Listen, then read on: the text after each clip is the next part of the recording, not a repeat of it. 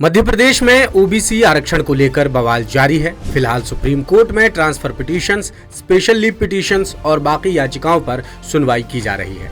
इन्हीं में से कुछ याचिकाएं 13% होल्ड पदों की वैधानिकता को चुनौती देने वाली हैं, जिनकी सुनवाई में सुप्रीम कोर्ट ने सरकार से जवाब मांगा है।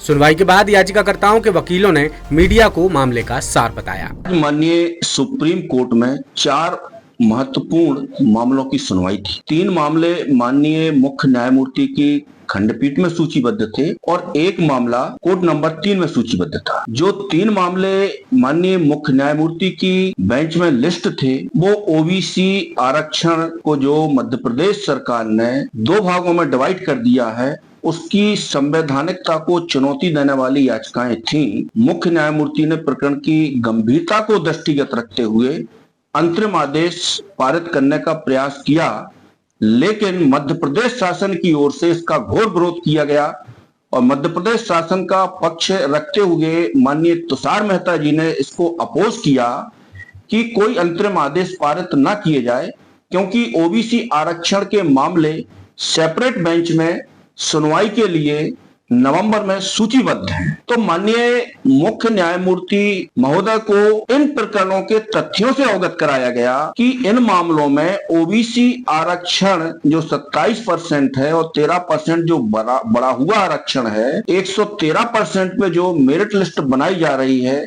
वो अनकॉन्स्टिट्यूशनल है, असंवैधानिक है, क्योंकि इस लिस्ट से कम्युनल रिजर्वेशन अप्लाई हो रहा है।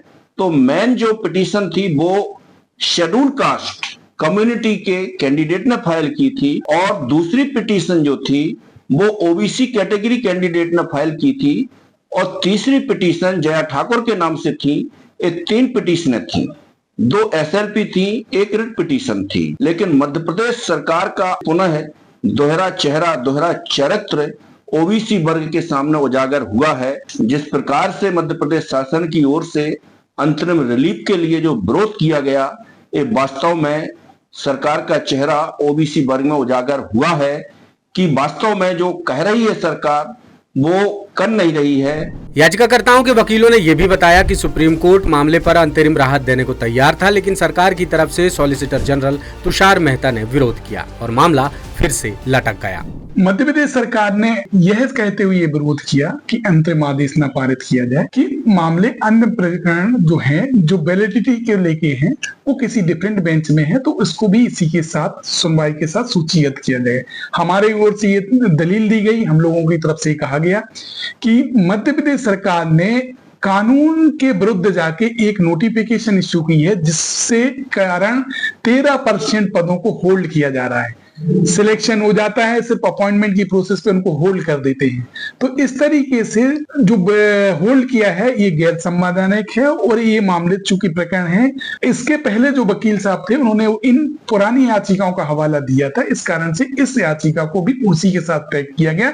और एक महत्वपूर्ण सुनवाई और हुई है कोर्ट नंबर 3 में, जस्टिस विक्रमनाथ एंड मेहता साहब की कोर्ट में, और उसमें एक्ट की वैलिडिटी को चैलेंज किया गया था और यह कहते हुए चैलेंज किया गया था कि ये सिर्फ 27% रिजर्वेशन तक ही रिस्ट्रेन कर रहा है, जबकि मध्य प्रदेश में पॉपुलेशन 52 करीब है और प्रोपोर्शनेटली इनको रिजर्वेशन मिलना चाहिए।